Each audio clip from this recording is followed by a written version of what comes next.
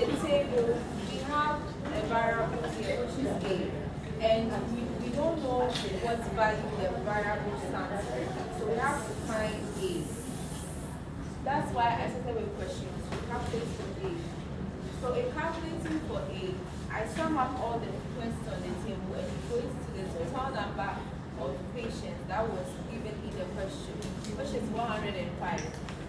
So 50 plus 4A plus A over 2 plus 2A is equals to 105. Then I group like terms. After I group like terms, my final answer was 13A over 2 equals to 355. Then I did cross multiplication over here because the 13 over 2A is a fraction. So when I did my cross multiplication, I got 13A is equals to 355 times 2. Then my final answer was 54.6, but because frequency cannot be in decimal, I rounded it to 55. Easy as it. So I went back to question 1.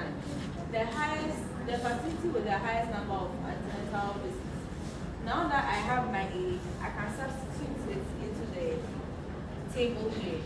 So for macro B, instead of 4A, it is now 220. For the Ansuma, instead of A over 2, it is 28. For Tema, instead of 2A, it is 110.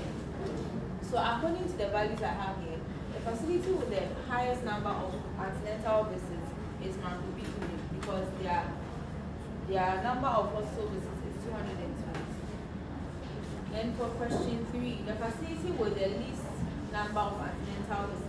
When I come to the table, the least frequency here is 28.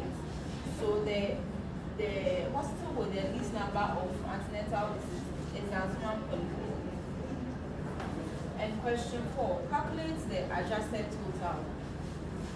Since I found A, there's a possibility that the total will not be the same as this. So I add the frequencies, the new frequencies I have got, which is 50 plus 20 plus 28 plus 110.